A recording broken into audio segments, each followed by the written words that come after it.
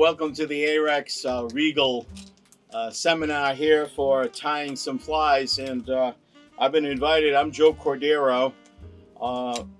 I've been doing this flatwing tying for quite some time, since my early 30s, and I'm here today to show some techniques of a new fly I developed over the last 3 years. It imitates what we call bunker or pogey, especially in the areas where I fish, from Boston all the way to the Cape and the islands. And what's important to note is that this fly has a lot of bulk to it, but it casts very easily with a 9 weight, and it's even easier to cast it with a 12 weight with the proper alignment of line.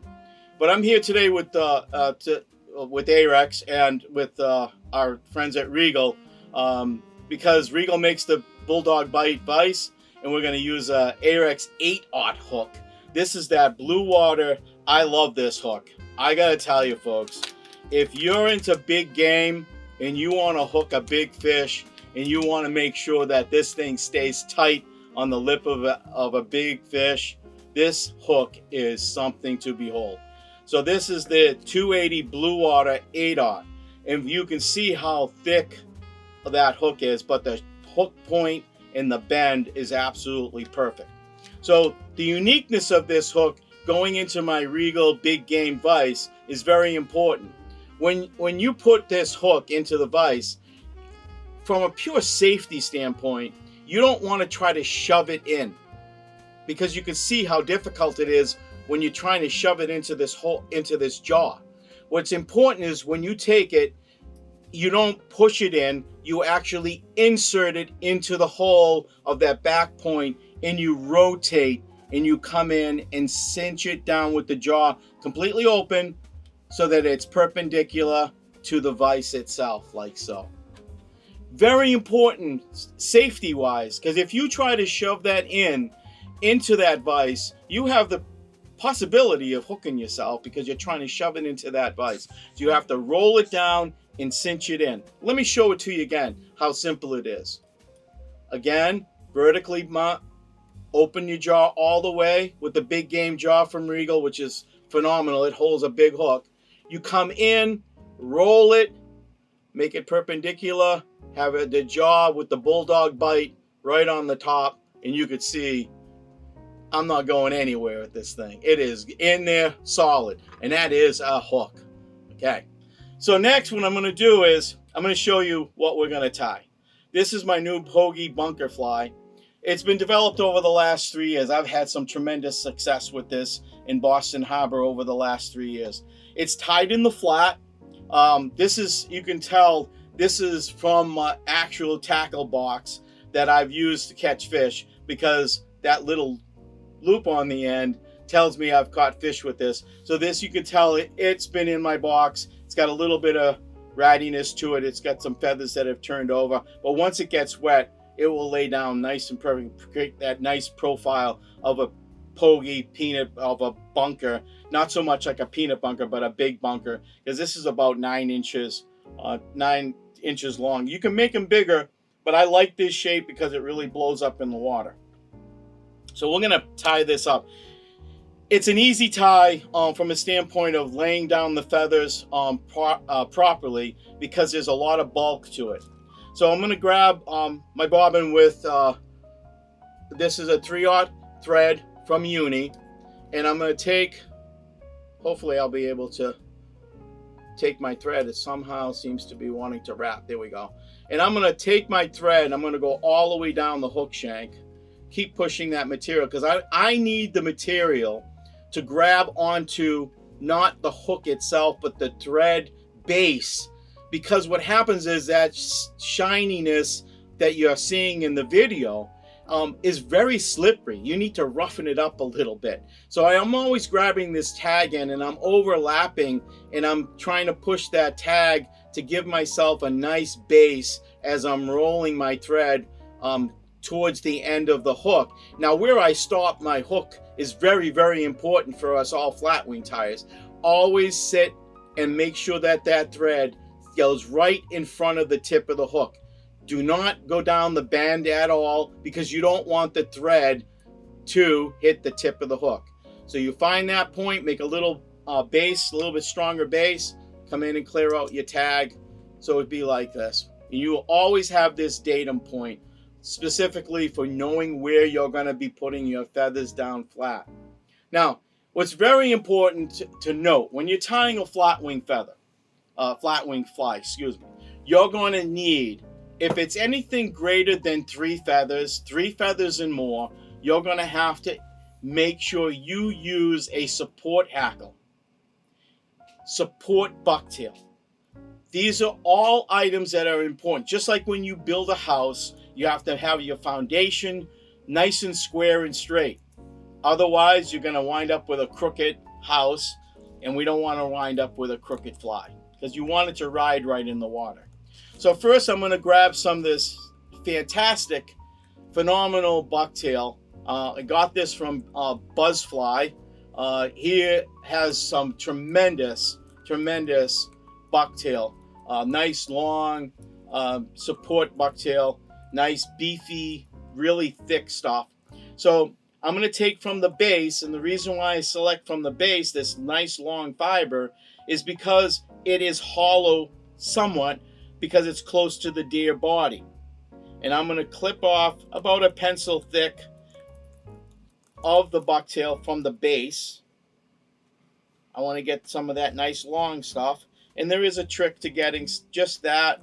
You can pull out some of the short ones, but you want to come in and cut as close as you possibly can to the hide. And you want to get that nice long fibers. So you come in real close, cut close to the hide, pull it off, and you can see when I pull out just the long fibers and pull out the short ones, you can use this for a smaller fly. So you set that aside so you don't throw it away, because you'll be able to use it. Now, if you're one who has never tied flat wing flies in the past, these steps that are very important that I'm mentioning, the foundation with the bucktail, the support hackle, and the selection of feather, is very important. Of course, I have videos out there as well showing the techniques, but I also, this past January, I made my book which has some of the techniques, but has all of my recipes that are tried and true. So you can pick up Colors in the Current off of my website, flat-wing.com, and you can buy this book. It comes in a hardcover and soft cover. This fly that we're tying right now is not in the book, because this is one that's in development for the last 3 years, and honestly, it's going to make it to my next book when I do it. But you can take a look at this book anytime. If you're at the show, come on by. I'll have them at the shows this coming season. So next, I measure up pretty much. I want to get as long as I possibly can the fibers. I don't go by the length of the hook on these. I want to try to get as much as the length of the bucktail that I can, and I cut at a very severe angle, and I'll show you that angle, like so. You can see the angle is meant so that when you put it down, butts down on top, you're putting it in front of the thread, doing a pinch move, and I do about 3 to 4 pinch moves to grab all that thick material, because there's a lot there. 3 or 4, so you're holding it in place, and you can see it's already starting to ride up as a support, and I can see that it's wanting to roll. So what I do is I straighten it out. I put my index finger a little bit to roll it, but I hold it in place and I up cinch, and then come over, up cinch, pulling it all. Then I clean it up and button up the tips of what I just cut. So now you can see it's cinched, but it's not spread out.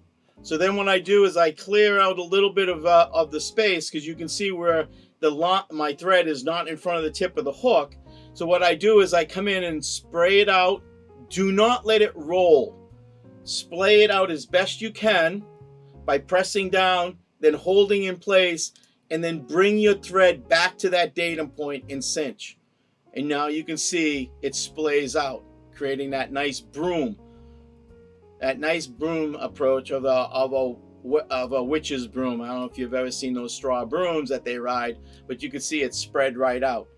And you're probably saying, okay, why is that so important? So when you cast, I'm always anxious to get my fly in the water. Sometimes you cast and it will not give you a full, nice, tight loop. Sometimes that feather will want to roll onto itself. Well, this acts as a deterrent so the feathers won't come in and foul hook. So we do that first step, the anti-fouling technique, with leaving it like so. You can see there is no material underneath. It's right on top of the hook. Next, I grab from Ewing, we developed the saltwater cape. In fact, I think I have one. Yes. So you can see how big this saltwater cape is. We developed this from our birds out at Ewing. So you select a nice wide webby cape, and I have one here. You want to get it so that it's somewhat straight. You don't necessarily have to be super straight, but one that has some deep webbiness to it and some length. I got one right here. This will work. And you want something that has this, what I call the spring effect. As you can see, I'm holding this cape feather concave up, and as you press down, it returns to its shape. You're going to lay all these feathers down on top. It's very crucial that when you lay this down, you take away some of this fluff material, leaving some, because you want to have this feather become one with the hook shank. If you add material, think about it. When you add material to a hook shank, it's adding more bulk, and less is best, but the energy it's going to take to cinch everything to the hook shank.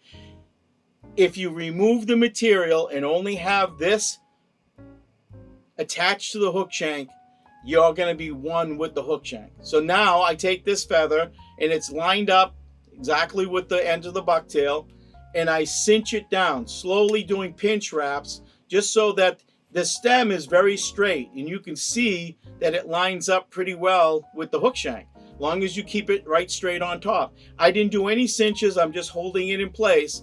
Then once I determine that it's exactly where I want, I hold the end, and then I come in and then I cinch it all the way down. It's not going to roll because I already put 4 or 5, non-clinch wraps to hold it in place. I come back to my datum point, and these two, the support of the bucktail and the support concave up of that cape, makes it so that these feathers will lay right on top. So when you look at this fly, it constitutes a significant amount of bucktail, but also a significant amount of feathers. I place in 4 white feathers, short to long. Then I place in 2 grizzly feathers on top, and then I finish it off with just bucktail to create the body with the peacock herl on the top. Now, this is very important. When you start to select your feathers, the feather is an important part of how it rides in the water. What I mean rides in the water, when you cast it and it starts to sink in the water column, you want these feathers to separate. So when you lay these down on top as a flat wing, the datum point, that focal point where we're laying it, will allow the feathers in the water to open up and swing slightly as it's being maneuvered with your fly line to attract the striper. And we'll talk a little bit about making sure that you have the right feathers. Of course, you can shop on flat-wing.com. You get Cordeiro's flat wing, or you can go to your local shops that are carrying the Cordeiro flat wing saddles that are Ewing saddles that we've created over the last 6 years. And the selection of a perfect saddle, a perfect feather, is one that has got some length and has got some nice webbiness to it that looks like a sword. So if I pluck this feather, this will be my first white feather that I lay down. You can see that this feather's nice and straight. It has this beautiful wide webbiness, which will hover in the water column. And you can see I'm not moving it that much. It has this great movement because it has that nice stem, and the movement is just perfect for a fly like this to move in the water. So the first one is nice and wide and webby. And what I do is I find where it transitions from thick to thin, and I pluck off about 1/4 of an inch of the fluff, and I create what I call the pillow. And what I do is I dub this onto the thread. Hopefully everybody knows how to dub, but you just spin it on, and you wind up with about that much. You sort of taper it off a little bit, but that's okay. And all you're going to do is just take it and push right straight down and come over. And you can see it's created this little soft landing spot as opposed to just putting it on the hook shank, right? And I've left enough fluff to adhere or marry to the top. And I'm going to lay this concave down on top of that concave up support hackle. I'm creating the underbelly of that pogey or the bunker. I come in, do a soft wrap, hold it in place, and you can see I didn't move, I didn't cinch, it sits here nice, perfectly. So I'm going to add 2 more white ones. I'm going to add one that's slightly longer and one that's even longer. So let's grab one that's got some nice webbiness to it. Concave down right on top. A little bit longer than the previous. Do a pinch move. Sits right on top like so. You can see how it a little bit slightly longer than the previous. And then I'm going to grab some flat mylar flash. Okay, I love this flash pearl color. It enhances the color of the white by adding this pearl. And what I do is I take about 5 strands, and I really like to make it so that it's super long. So these are like 10-inch hanks that are put together with the plastic wrap. And what I do is I just pull the whole thing out, and I get about 4, and then I separate it so I have the length. So I make it so that it's super long. And that's the great thing about Regal Vise. It has this nice platform. I lay all the material on top of. Even though I have my spring in there, I'm not going to put it in there. I'm just going to come in, trim off some of that so it's nice and straight.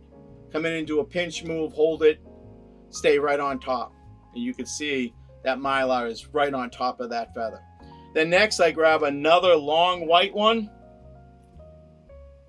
Let me grab something that's longer. To give that tail action, I like to get something that has that, again, that webbiness to it, but has some nice length.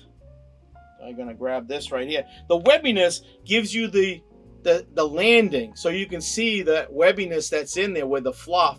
I transition out where it's from fat to thin, clean it out so I can hold the stem, and you can see the fluff, and I lay it right down on top. I do another pinch move. So here it is, 3 feathers now. White on white on white. And then I'm going to grab some Grizzly. I'm going to grab 2 Grizzly. One that's really wide and short, about the same length as that support cape that I laid down, but it's from a saddle. Again, we have at the Flat Dash Wing, we have natural Grizzly like this. And you select something that's wide and webby and long, about the same length as the cape that you just placed down. And the selection of feather is very, very crucial to getting it to ride properly. So you can see the fluffiness is still there. I transition out the fat to thin. It's about the same length. Perfect. I lay this down right on top. And that Grizzly creates, every fish has a lateral line. So it creates this lateral line kind of approach, which I like, but it's segregated. That's what the Grizzly rooster gives you, that segregated black to white. You can see in my other patterns that I have in my book, I also use Grizzly in different color formations as well. Then I grab something significantly longer, about the same length as the longest one to get that tail action. So I grab something long, but it also has that wide webbiness to it. And again, you can see I can measure it up, know exactly where I'm going to trim, leave some of that tuft, come right over on the top, like so. So there's the 5th feather to lay right on top. And then last, I grab a wide white to cover up the grizzly to give it that mutated look. So I grab a wide white like this to create that body that I need. So something really super wide, but still has that nice taper to it. And you can see it has that transition from that part of the stem to the skinny. Clean that out, lay it right on top. And that's the last feather I lay down on here. Again, just a pinch wrap. Everything you can move, because I've only done 6 wraps, didn't cinch. And you can see you can move this thing all over the place, right? You want to make sure it stays nice and flat, which it is, right on top. Sometimes, you know, people that start tying these, they put too much torque on it and it will want to roll over. All I'm talking about, when you do the pinch move, just let your bobbin fall down. Just let it fall down. Let the weight of your bobbin hold it right on top of the pillow. I've not left my datum point. It's still there. It's still right in front of the tip of the hook. So I know I'm in the center of the pillow, nice and tight, right on top there. So next what I do is I grab some pearl braid, excuse me. Let me go into my magic bag here. I didn't pull any out. Again, I love using Bill's body braid. And I cut off about a 10-inch strip. And I say about 10 inches because you won't believe how many times I've cut too short and I've run out of braid. But about a 10-inch piece, you can go a little bit longer. And I stretch it out a little bit just so that it's nice and straight for me. And I come in underneath and I do a pinch move, a side pinch and over. And I grab that tail end and I just give it a little pull just to get it so that it's underneath, and I put the braid over the top.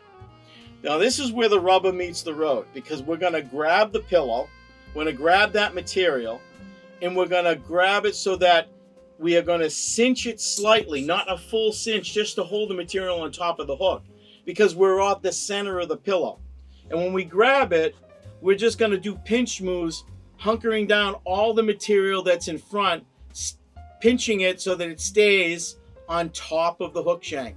Go all the way down behind the eye, and you can see with a little bit of torque, you see it twisted. So all you do is you just put it back into the flat on top, perpendicular, and then you come in behind the pillow. You can feel that little lump, that pillow. You hold it, squeeze it, you own it. Now you come forward.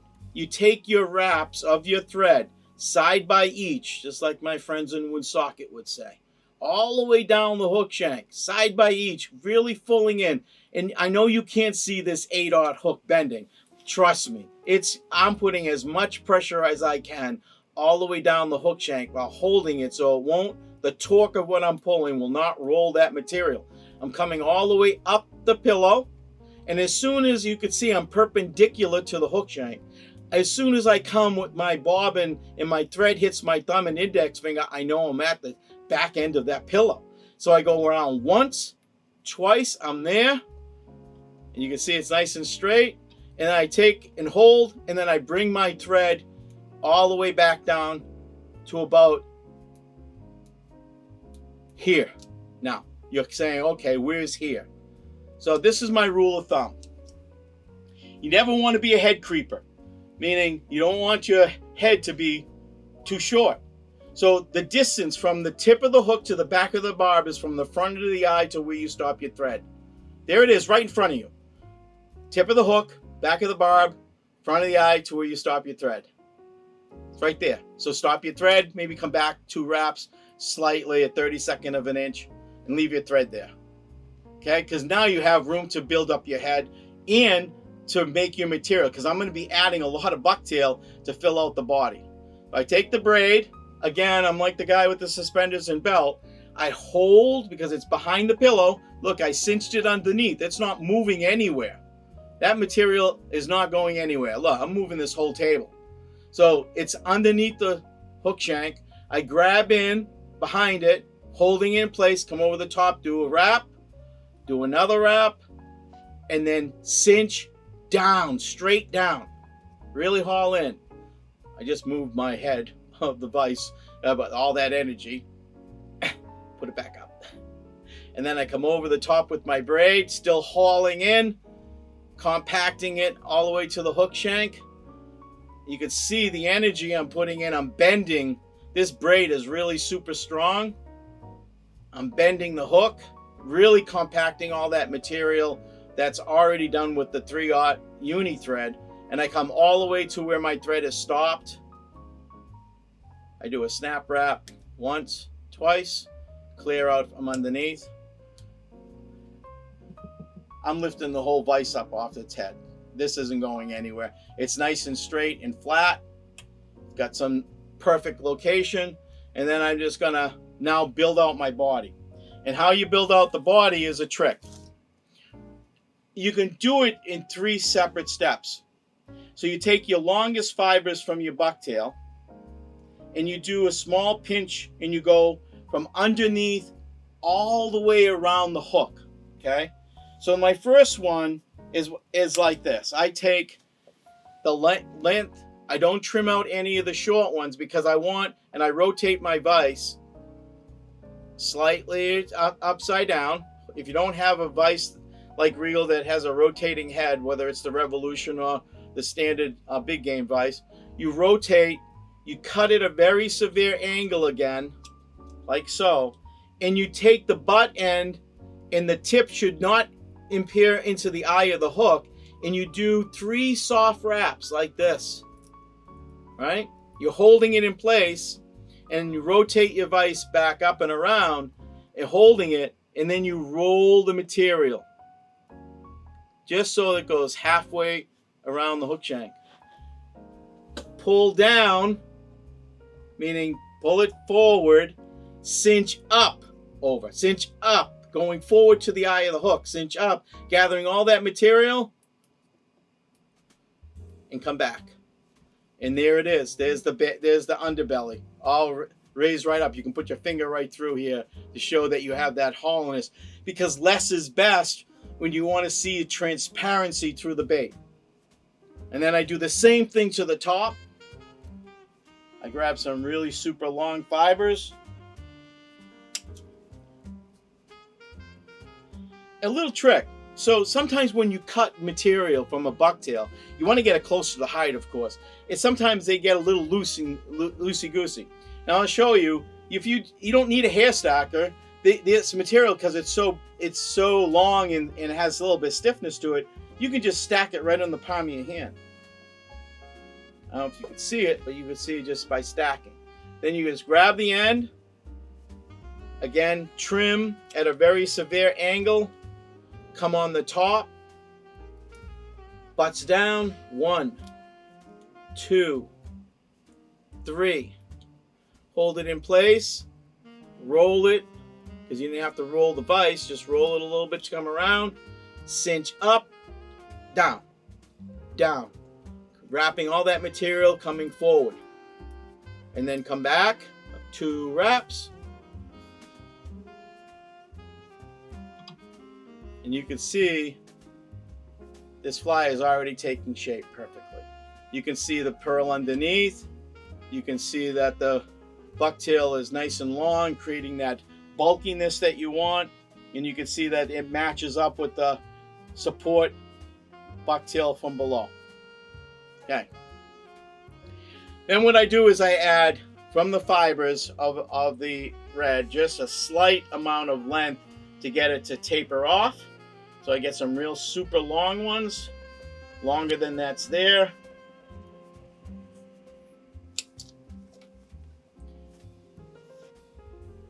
Clear out the short ones. And you can see this is, again, slightly longer. It's so good to have, buzz fly with the great material so I can do this. And you can see, creates that nice big up profile. That's the back of that bunker.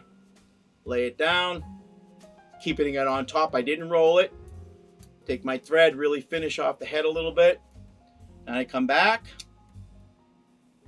Marvelous. Then I grab some red bucktail. I want to create that like it's a bleeding pogie. Stripers seem to really, really gravitate to the pogies that are outside the pogie pool or the bunker pool, and the ones that are injured. And believe me when I tell you, there are significant amount of whales that have been in Boston Harbor and out in the Cape that have been feeding on pogies ferociously over the last few years. Not all the pogies wind up in the whale's belly, so they get injured. And when they get injured, they're just floating around, and that's what you want to try to create sometimes. So I grab just the tips, clear out the short reds, and I want to create that red throat. Now, what I like to do is line up the tips with the back of the hook bend. So I size it up, I come in, trim, rotate my vise, lay this right on top. Again, that severe angle I was telling you about with the white, do the same thing with the red. Lay it out with 3 wraps, give it a little spread so that it separates to create that bleeding gill kind of approach. Cinch down and then finish off your head. Come back up to the top. Clear out anything that's there. Oh, that's marvelous. I love it. Then I grab some super long peacock herl. Again, I like stuff that's really got some super length to it. I like to go down as far as I can down the body.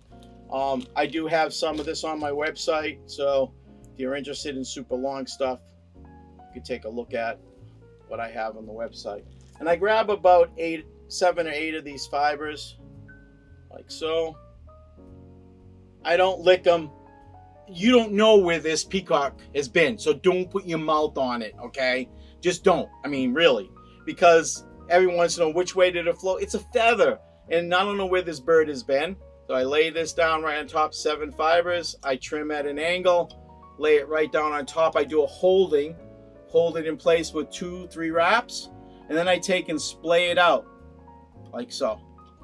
Once I splay it out, it's right on top. You can see it right on top of the hook.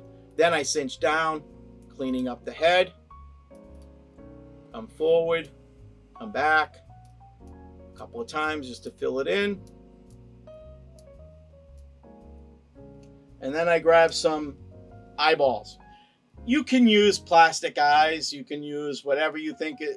Stripers are head eaters. They aim for the head. They swallow head first. They do not want to swallow tail first because they'll choke and probably die. But they are head eaters, so they aim for the eyes. So the eyes are very important. So I grab some of my jungle cock cape that I have, and I grab the largest 2 side by side. Don't pick from one end to the other. They're a matching pair. And these are grade C's, so they have a little bit of a split to them. And I'll show you what I do is, you can see they have somewhat of a split, these nails, these feathers. And what I do is I grab, if I go to my magic bag here, how's that? I grab this Wonder Wax, okay? Why is Wonder Wax my favorite? I've had so many different variations of wax, but the slickness and the tackiness of this is just fantastic. So I slide through and give it a little bit of a swipe to hold it in place. And you can see how tight it gets. And what I do is I take and line it up to create the illusion of a big eye. So the black is the center of the pupil and the whites of the eye. And I do softly with a soft wrap, making sure that it's lined up perpendicular to where I want it. The wax holds it in place. So there's the first one. And then I come in from the back side and do the same thing, holding it in place softly. Take the tag, never cut your tags. Leave it so that it gives you some alignment. It looks good. Hold the tips of the jungle cock and then take about 4 soft wraps forward. Clear out the tag right behind the eye of the hook. I know I'm gonna say this. I love using these as claws for crabs. So I save all of these, and all I do is I just take and wind them up like this, and I put them in a little bag for myself. As you can see, these make great claws for crabs. I know, probably sound cheap, but guess what? This is a great utilization of another feather that you wouldn't normally use right there.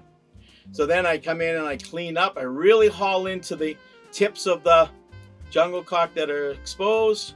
Really haul in, create this nice bullet head. Come back softly right to the eye of the hook to make sure you're creating this nice illusion of the eye. Oh my gosh, this is gonna be great. I love the look of this one. Grab my whip finish, my Mattarelli Italian tool. Mr. Mattarelli, thank you very much. I do about 4 of these, and I do it again. And then you can do whatever you want. You can wax your head, you can UV it. I like to use regular Sally Hansen's Hard as Nails. But you can see the profile, the head shape, everything is perfect. The feathers are laying nice and perpendicular to the hook shank. Again, pull, rotate your vise head, open it up and pull it out of your vise as opposed to trying to yank it out. And you can see this wide profile beast of a flat wing pogie sitting perfectly in your hand. And then I trim some of this flash in the end. Very limited flash. I'm letting the subtleness, or less is best. And you can see the feathers are going to hover nicely when the fly hits the water. Now you can always say, Joe, how do you fish this? How do you cast it? So we do a little trick. It's called bait and switch. We use a very large white plug, cast out with no hooks. We get the fish all riled up and all juiced up, and then we cast this nice big pogie fly behind where we just laid down that plug with no hooks that are the excitement, and lay this thing down, let it sit in the water column, give it a little twitch on your rod. It's a 9-weight or a 10-weight, whatever, a 12-weight even, and you give it a little twitch, it moves, has that nice motion, creates that nice lateral line, and creates this nice full body, just like a big bunker would. And just lay there, fish on, tight lines. Again, this is not in my book, Colors in the Current. My next book hopefully will have this pattern. This has been working on for the last 3 years. This is the pattern that has been my go-to. As I showed earlier, that other fly was one that has caught stripers on it. I could tell because I leave this little loop on the end. But you can see, can you imagine what this would be like in the water with them moving around? Guys, thank you so much for your time. Again, Ahrex, thank you so much. Regal Vice, thank you so much. Guys make some great product. Can't thank you enough. Tight lines, big tugs. Thanks.